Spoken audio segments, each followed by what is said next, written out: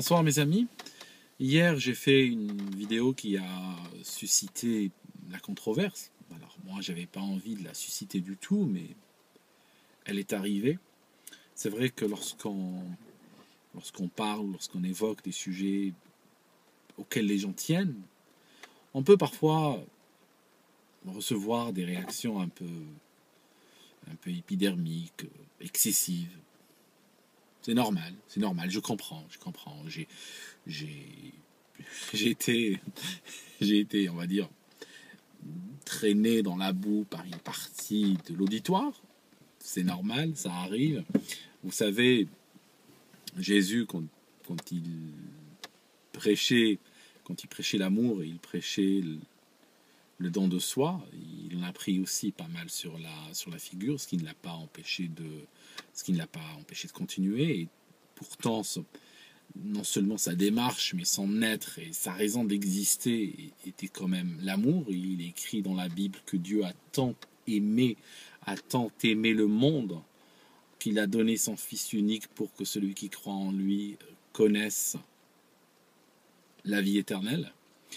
Et en fait, c'est une image forte, mais c'est une image dans laquelle chacun de nous peut trouver une source d'inspiration. Alors, aujourd'hui, je parle tout à coup de Jésus-Christ, et puis il y a des gens qui vont se dire, mais attends, il est chrétien. En fait, ce qui se passe, je peux vous répondre que dans l'islam, enfin, j'ai pas envie de ressusciter la polémique, mais dans le Coran, il est écrit qu'il faut croire en tous les autres envoyés, qu'il faut croire en toutes les autres révélations, y compris la Torah et le Coran et tout ça, et que c'est même un péché de faire la différence entre l'un et l'autre. Enfin, c'est difficile. Nous vivons dans un monde où quand tu parles d'un sujet, tu es mis dans une catégorie. Et généralement, tu es mis dans la pire des catégories. Je vais vous expliquer de quoi je parle. C'est-à-dire que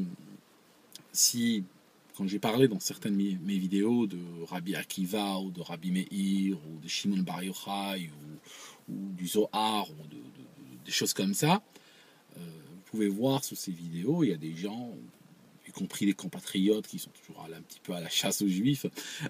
Alors ils voient mon nez, ma tête de sémite, alors ça fait qu'ils commencent à avoir des idées. Et s'il en était un, vous savez, ça fait l'histoire de comment il s'appelle, c'est David Vincent qui les a vus, qui sait qu'ils sont là, mais il lui reste à convaincre un monde incrédule. Donc ils me disent, t'es juif, je suis sûr que t'es juif. Et puis des fois, je fais une vidéo où je parle d'islam. Et puis j'ai tout, oh, t'es musulman. Et puis là, j'ai commencé cette vidéo en parlant un petit peu de Jésus-Christ et son message. Et je suis sûr qu'il y a la moitié des gens qui sont convaincus que je suis chrétien maintenant. Vous savez, le message chrétien m'a beaucoup aidé dans une période de ma vie. Mais en fait, ils le mettent toujours parce que c'est un message extrêmement humain. C'est un message qui est très positif. Je vous raconte une petite histoire, je vous raconte une petite anecdote. Je parle d'anecdote maintenant, mais à l'époque c'était plus qu'une anecdote. J'étais dans une phase de ma vie où tout allait mal, tout se dérobait sous mes pieds. C'était chaque fois que je touchais quelque chose, ça foirait, ça éclatait. Et j'avais cette impression qu'on peut avoir des fois que tout ce qui est facile pour les autres, tout ce que les autres arrivent à obtenir très facilement ou obtiennent sans même y penser ou sans même demander, pour moi, ça m'est refusé, c'est compliqué, je dois payer un prix excessif pour l'obtenir. Et je suis tombé une fois sur quelqu'un qui avait pris d'anciens serveurs informatiques des années 70 et avait sorti un certain nombre de textes et les avait mis en partage en ligne. Et je suis tombé sur un texte par hasard où quelqu'un disait que quand tu as cette impression que tout est difficile pour toi, que la vie ne t'offre pas ce qu'elle offre aux autres, j'ai passé des périodes très dures dans ma vie, c'est un petit peu comme si Dieu avait choisi pour toi une voie de difficulté, une voie de crucifixion. Et en général, ça veut dire qu'il t'aime, et ça veut dire qu'il est en train de te dire que tu n'es pas dans la bonne voie et que tu ne dois pas te mesurer aux gens, aux autres, dans les éléments par lesquels tu es en train de chercher à te mesurer à. Ça signifie, c'est un helvétisme, ça signifie que tu n'es pas dans ta voie. Et c'est parce que tu tentes à te comparer aux autres et suivre la voie qu'eux ils suivent alors que ce n'est pas la tienne, eh ben, tu vas avoir une vie difficile alors que la providence, si tu ne crois pas en Dieu, tu peux dire la providence ou des choses comme ça, eh ben, cette providence-là, elle est en train de te dire, change de voie, va ailleurs. Et finalement, le jour où j'ai compris ce message, les choses se sont, en surface en tout cas, se sont améliorées pour moi, mais je suis toujours en train de me chercher. Et dans la démarche que je fais avec vous, je cherche d'essayer à trouver des sagesses. Je lisais l'autre jour, je lisais un chapitre du Coran, la deuxième sourate qui parle des Hébreux. Alors, l'histoire des Hébreux dans le Coran est absolument la même que dans la Torah. J'ai lu les deux, c'est très proche l'une de l'autre. C'est-à-dire que, genre jusqu'au détail près, par exemple, quand Moïse arrive, il est dans le mont Sinaï, donc il laisse son clan et il part là où il va rencontrer Dieu, un moment où Dieu lui parle et qui lui donne donc le premier livre de la Torah, enfin, première partie de la Torah si vous voulez. Eh ben, la première chose qu'il lui demandait, c'est d'enlever ses chaussures. Il lui dit, c'est Dieu qui te parle. Et puis, il reçoit l'ordre d'enlever ses chaussures parce qu'il est dans un endroit sacré. Et si vous regardez dans le Coran, dans la Torah, c'est exactement raconté pareil, ou donc à ce détail près. Ce que je cherchais à vous dire, c'était pas l'histoire des chaussures. C'était l'histoire où la mer s'ouvre. Ça signifie, on parle de ce miracle où la mer s'ouvre. Et il y a les Hébreux qui sont poursuivis et puis la mer s'ouvre devant eux, ils passent de l'autre côté. C'est une parabole absolument extraordinaire. Et quand on regarde bien, c'est cette histoire des Hébreux, ou cette histoire des Juifs, si vous voulez, c'est l'histoire de chacun d'entre nous, parce que qui dans sa vie n'a pas reçu ce miracle où il a senti que Dieu a ouvert la mer et il l'a laissé passer, puis il l'a refermé derrière lui en noyant ses problèmes, ses tourments. Moi, j'ai quitté l'Algérie à une époque de guerre, j'ai quitté l'Algérie à une époque où on tuait. Mon destin était peut-être je ne sais pas, peut-être de sauter dans un bus, peut-être de me retrouver dans un tir croisé, peut-être de disparaître, vous comprenez.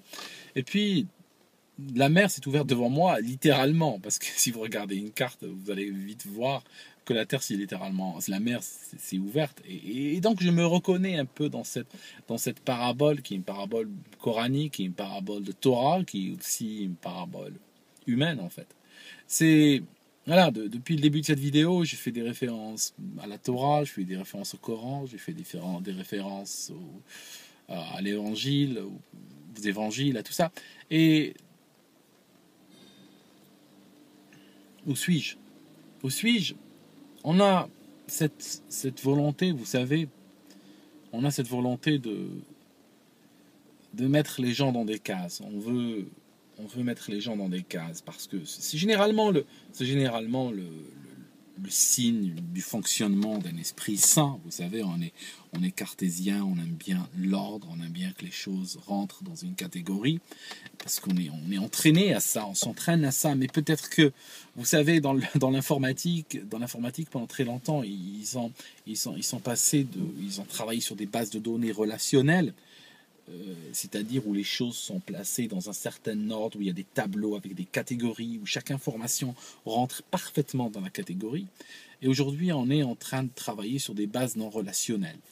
Des bases de données non relationnelles, ça signifie des bases de données où on y fourre tout, on y fourre les types de données qu'on a aujourd'hui en 2014, où il n'y a pas nécessairement, tu regardes un flux Twitter, un flux Facebook et tout, il n'y a pas nécessairement de relation entre tous les éléments. Et je pense que dans sa tête, il faut aussi faire cette évolution-là. C'est-à-dire que oui, c'est bien d'avoir de l'ordre dans sa tête, mais parfois le chaos est très créatif. Je pense même que de l'ordre, rien ne naît. Je pense qu'il faut du chaos. Mais je parle d'un chaos intellectuel. Et là, Je parle d'ordre, je parle de chaos. Il y a des gens qui vont dire, oula, il est en train de faire des références maçonniques. Oui, c'est des références maçonniques. Je ne suis pas franc-maçon du tout. Je suis pas franc-maçon du tout, mais je suis en train d'utiliser des choses sur lesquelles ils ont travaillé. Et j'y fais référence, assez ouvertement. Ce que je cherche à vous dire, c'est que il y a chez tout le monde, des lumières. Et il faut savoir aller les prendre. Et dans mon approche à l'actualité, j'essaye d'aller au-delà de l'actualité. C'est cette évolution que je fais sur moi-même depuis des années, et puis où chaque millimètre est une lutte pour gagner un peu de distance. Et j'aimerais partager ça avec vous aussi. Vous comprenez que je ne fais pas de l'actualité pour l'actualité. Parce que l'actualité, les choses dont on parle aujourd'hui, elles seront peut-être plus d'actualité dans 6 mois, dans 1 an. Que vaudront-elles dans 20 ans? Ça sera oublié complètement. Si on fait de l'actualité pour l'actualité, on n'a qu'à regarder la presse People, on regarde ce que fait Kim Kardashian, et puis on a tous les jours une histoire nouvelle et on est content. Ce que je cherche à tirer de l'actualité, c'est une sagesse. Parce que quand on tire une sagesse, la sagesse est éternelle, la sagesse est attachée à l'éternité. Donc la sagesse nous permettra, même quand les événements d'aujourd'hui et même quand les événements qui nous auront fait découvrir cette sagesse auront été oubliés, cette sagesse-là nous permettra toujours de regarder notre monde ou d'analyser les événements futurs auxquels on sera confronté dans le futur. Cette sagesse nous permettra de les analyser avec plus de profondeur, plus d'intelligence, plus de vision que les événements passés ou les événements présents. Et on doit se sentir différent, on doit sentir qu'on a changé. On n'a pas le droit de répéter les mêmes choses pendant 20 ans. Sinon, c'est que nous sommes une constante dans un monde qui est en train de bouger et qu'on n'a peut-être pas trouvé sa place. Je vous donne un exemple très rapide. De focalisation. Il y a en Angleterre une histoire qui s'appelle Cheval de Troie dans les écoles, c'est-à-dire qu'ils se sont rendus compte, après tant de temps, que les islamistes sont en train de noyauter les écoles publiques en Angleterre. C'est une affaire extrêmement grave. Ils sont en train de littéralement faire des histoires d'infiltration pour prendre le contrôle d'écoles. Voilà. Et ce qui se passe, c'est que si j'avais été il y a 3 ans, il y a 4 ans, j'aurais fait quoi? J'aurais fait une vidéo, j'aurais parlé des islamistes, j'aurais expliqué comment ce sont des salauds à noyauter les écoles, à ne même pas laisser tranquilles les enfants. Mais aujourd'hui, je suis plus mature. Aujourd'hui, j'ai essayé de dézoomer, ne pas voir le monde à travers un tuyau d'arrosage. Je me suis dit, des islamistes qui cherchent à noyauter des écoles, c'est pas la première fois que j'ai entendu parler de gens qui cherchent à noyauter des écoles.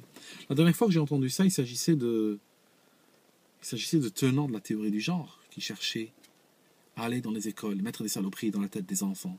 Et on a des parents qui lancent des appels désespérés aujourd'hui, qu'on utilise des images à forte charge sexuelle, à charge érotique, et qu'on expose à des enfants de CM2. Donc je me dis pas, les islamistes cherchent à attaquer l'école. Je me dis, les islamistes cherchent à attaquer l'école. Les tenants de la théorie du genre cherchent à attaquer l'école. Il y en a d'autres qui cherchent à attaquer l'école. Et je comprends que l'école est en attaque. L'école est assiégée de partout. Ça donne, regardez les 2 positions, donne 2 plans d'action complètement différents. Ça signifie, au lieu d'être là à gueuler contre les islamistes, là je comprends que l'école a besoin de notre protection. Et puis, quelque part, que faisons-nous? Nous, les gens qui disons, nous sommes la nation, nous sommes les gens honnêtes, nous sommes les gens qui représentent le bien. Que faisons-nous? On fait rien. Regardez les salauds. Ils n'hésitent pas à aller se faire tuer en Syrie par milliers. Qui est parti aider l'armée syrienne à s'attaquer aux terroristes? Personne, vous comprenez? Nous avons juste la capacité de nous attaquer les uns les autres et puis de dépenser notre énergie dans des fois des débats un peu vains. Et puis, on arrive à 15 minutes, j'ai envie de couper cette vidéo, mais Je m'en fous, je reste. Euh,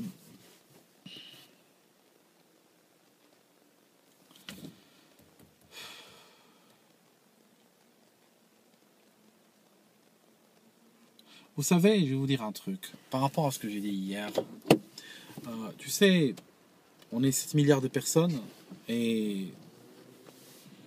c'est terrible, on ne sait même pas par quoi sont motivés les autres, on ne sait même pas à quoi les autres tournent, à quoi les autres réagissent, ce que les autres pensent. Et il sera extrêmement difficile de mettre tout le monde d'accord. D'accord sur tout. Prenez les textes sacrés, pour les gens qui ne sont pas croyants, parce que je respecte la non-croyance aussi, je veux dire pour les textes dits sacrés, je vais essayer juste d'allumer la lumière. Pour les textes dits sacrés, il y a beaucoup de moyens d'interprétation. Chacun interprète comme il veut. Et la même personne, et ça c'est absolument extraordinaire, c'est que la même personne, au fil des âges, au fil du temps, va interpréter les mêmes textes de façon différente. La personne, les textes sont toujours les mêmes, mais l'interprétation change, ce qui veut dire que la personne a évolué, que la personne a changé. Et les textes sacrés que vous prenez, prenons le Coran, je ne vais pas généraliser, prenons le Coran par exemple, puisqu'on a parlé de ça hier, on peut, je vais rejoindre ceux qui disent ça, on peut lui faire dire ce qu'on veut. Parce que c'est comme, on a des textes qui sont compliqués, qui sont des fois hermétiques, qui sont des fois fermés. Donc, ça rejoint un petit peu comme ces motifs, vous savez, ces motifs qu'utilisent des fois les psychiatres, de l'encre sur une feuille, puis ils disent, regarde, qu'est-ce que tu vois là-dedans? Eh ben, ça peut être comme ça peut être de ce niveau-là. Ça signifie que chacun y voit peut-être le reflet de lui-même, ou peut-être le reflet de ce qu'il a envie de voir. Alors, quelque part, quand je regarde les gens, ils apportent des définitions différentes. Il y a eu des débats sur des définitions, sur des éléments et d'autres. Et si vous regardez, vous allez voir que même longtemps après, ces débats n'ont pas été tranchés. Et chacun compte sur sa position. Et personne n'a pu apporter de manière absolument conclusive la preuve que lui a absolument et totalement et indiscutablement raison. Alors, ce qui se passe, étant dans ce cas-là, moi je me dis, il y a deux explications, il y a deux interprétations. Et personne n'a pu réellement me convaincre d'une interprétation ou d'une autre. Alors, qu'est-ce que je fais? Laquelle je vais me promouvoir, à laquelle je vais adhérer? Ben, je vais essayer de voir laquelle a le plus de vertu. Il y en a une qui est parole de mort, il y en a une qui est parole de vie. Ni la parole de vie, ni la parole de mort ne sont réellement démontrées. D'ailleurs, quand on arrive à ce niveau-là, on n'est pas dans de la science, on est dans de la religion et la rationalité pure, la rationalité dure, il faut peut-être la laisser au placard quand on s'attaque à des choses comme ça. Donc, si quelqu'un est à un certain niveau où il voit une parole de mort et un autre est à un autre niveau où il voit une parole de vie, moi je me dis quel est mon intérêt, quel est l'intérêt public, quel est l'intérêt commun, quel est l'intérêt des gens. Et je trouve que mon intérêt et l'intérêt de tout le monde est que je fasse la promotion de la parole de vie. Voilà, c'est tout aussi simple que ça. C'est un choix. Et quand je fais ça, ça me rend des fois triste. Ça me rend des fois triste que les gens commencent immédiatement à faire des amalgames. J'ai fait exprès dans cette vidéo de parler de judaïsme, de christianisme, d'islam, pour essayer de perdre les gens qui veulent faire ça, non pas parce que je le fais parce que j'ai envie de les embêter, pas du tout. J'ai envie juste de leur dire, si au-delà des clivages, si au-delà des des clans, on pouvait essayer d'aller voir les lumières qu'il y a les uns chez les autres. Vous savez, Jésus-Christ, il était avec ses 12 apôtres et il a trouvé un chien, il a vu un chien en train de pourrir. Et puis les apôtres disaient, oh, que ça pue, tout ça. Et puis il a dit, il a des dents, j'ai jamais vu des dents si blanches, jamais vu des dents si magnifiques. Donc essayons de voir le bien les uns chez les autres, au lieu de voir ce qui... Vous savez, je peux voir un type, je vous révèle un truc, c'est que, par exemple, je suis contre le communisme, je n'aime pas le communisme, et par contre, quand je vois quelqu'un qui porte, je ne sais pas, qui porte un t-shirt avec la faucille et le marteau, ou bien quand je vois quelqu'un qui milite dans un syndicat, ou je vois quelqu'un qui vend des muguets un 1er mai, je ne vais pas, d'une part, l'associer aux communistes, mais en plus de cela, l'associer au pire des communistes. Ça signifie l'associer aux communistes qui ont commis des millions de morts, qui ont envoyé des gens dans des goulags, qui ont été, si on commence à calculer, à aligner vraiment les chiffres, ils ont tué plus de monde que les nazis. Vous comprenez ce que je veux dire par là? Quand tu vois quelqu'un qui, par exemple, vote Obama, tu ne vas pas l'accuser de supporter ou soutenir ou d'être pour les avions en plastique, les drones qui vont bombarder les mariages au Pakistan et puis qui tuent des civils, que lorsqu'ils abattent un terroriste, tuent 50 civils. Tu ne vas pas l'accuser de ça. Quand quelqu'un appartient à un clan ou quand quelqu'un... Tu te le mets dans un clan, à la rigueur, mets-le dans le meilleur de ses clans. Mets-le parmi les meilleurs. On a des communistes extraordinaires. Il y a dans le communisme des gens admirables. Il y a dans l'administration américaine des gens extraordinaires. Partout, il y a des gens bien. Et partout, il y a aussi des salopards. Alors, c'est quoi le sens de ta vie? Est-ce que tu es en train de chercher des lumières ou est-ce que tu es en train de chercher les salopards? Tu rencontreras que ce que tu chercheras. Et si tu dois mettre quelqu'un dans une catégorie, si vraiment, dans ton cerveau, à ce stade, tu ne peux pas vivre dans le chaos, tu as besoin d'ordre. Au moins, mets-le dans la catégorie de gens valables. Ne cherche pas nécessairement à faire des raccourcis et à mettre autrui dans le pire sac que tu peux trouver. Enfin, voilà, c'est tout. C'est ce que je voulais dire aujourd'hui.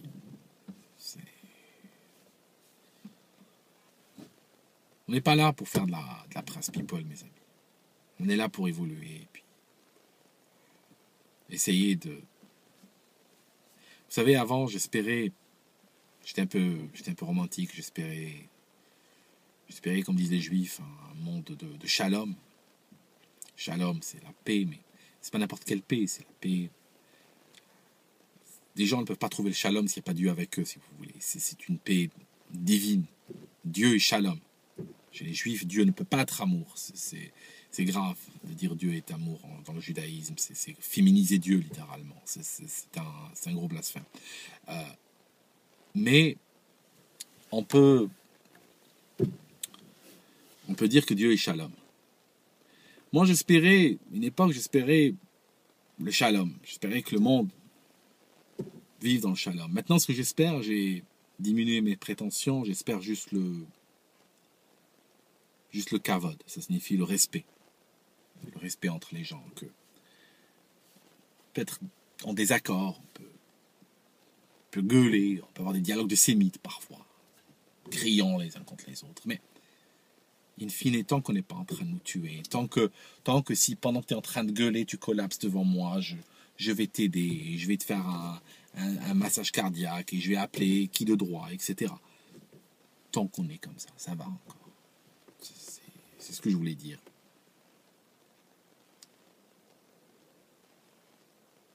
Au début de cette vidéo, j'ai dit, enfin quelque part en milieu, j'ai dit que